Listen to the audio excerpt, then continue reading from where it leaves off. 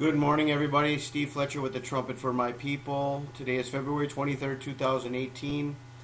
I want to share two articles with you today that have to do with Christian persecution and what they are calling, or what they call. There's a holiday on February 23rd. It's the celebration of Terminalia. February 23rd, 303, saw the celebration of Terminalia in the Roman Empire. The day pagans boasted they would put an end to Christianity. During this festival, because of the encouragement of Galerius Caesar, the Emperor Diocletian issued an edict ordering the destruction of newly built Christian church in Nicomedia.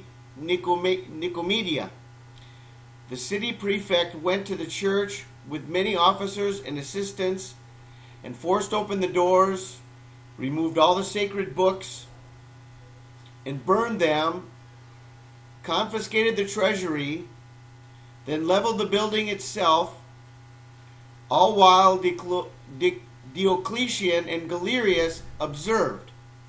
Following this, a general edict was issued for the entire empire, commanding the destruction of all Christian churches and texts, along with naming all Christians as outlaws.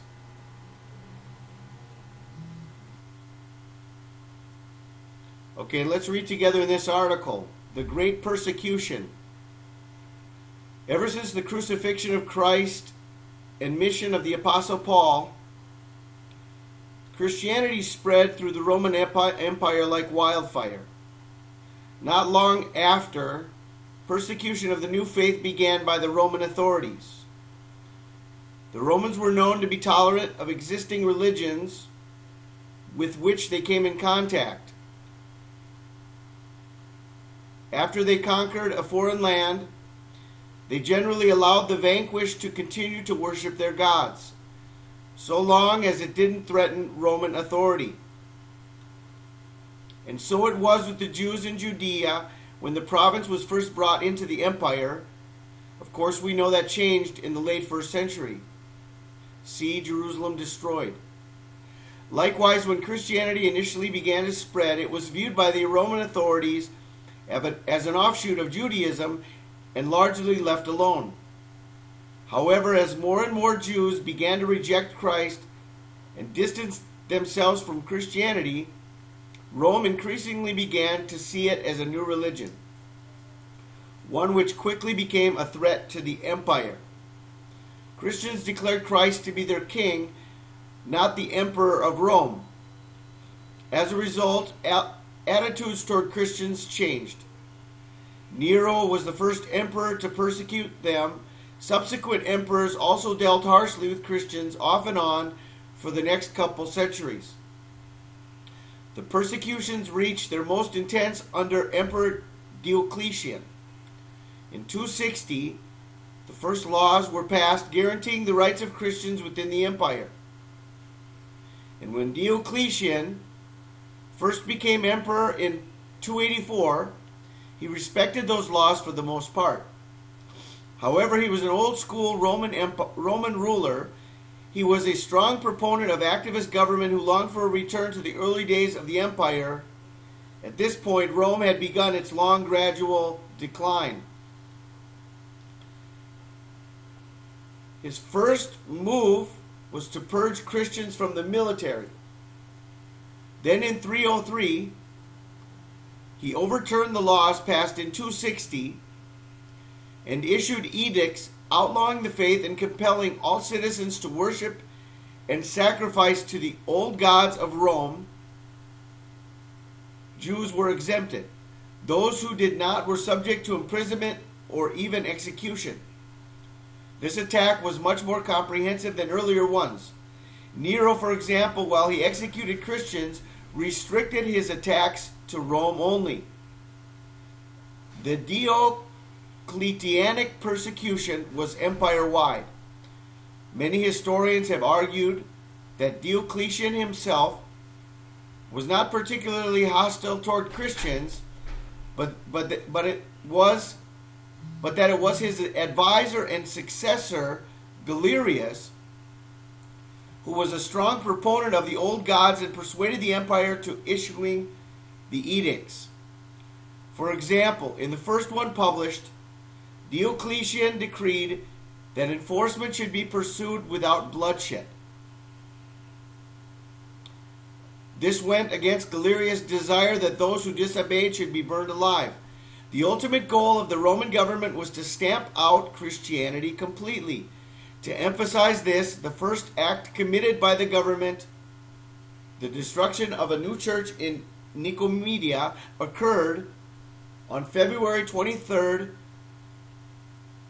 303.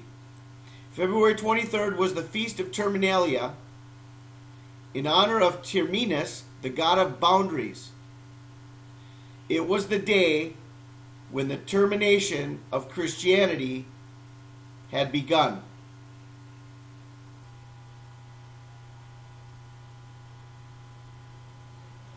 From Wikipedia, Terminalia goes on to say, the festival of Terminalia was celebrated on the 23rd of February, on the day before the Regifugium. The Terminalia was celebrated on the last day of the Old Roman year, whence some derive its name.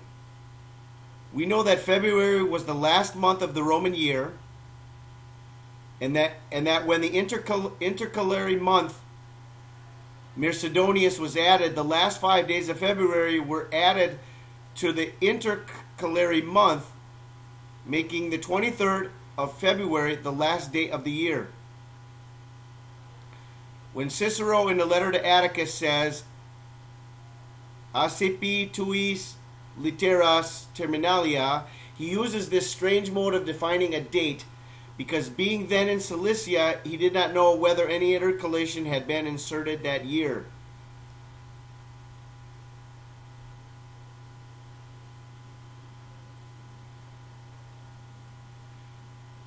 Okay, so we make note here that on the old Roman calendar, February 23rd was the end of the year. This is very interesting.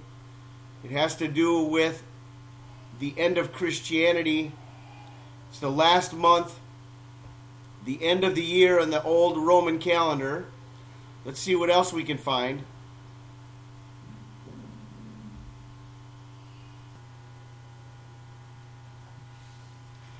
Okay, so as we look more into February 23rd, AD 303, this is connected to what they call the Great Persecution.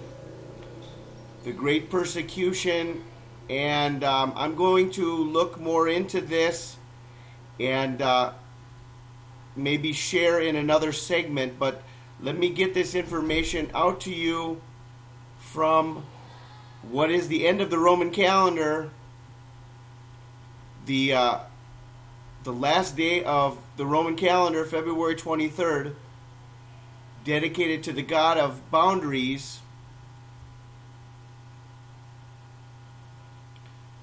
and the other details that I have shared with you in this video. Let me do some more investigating and I'll get back with you. God bless.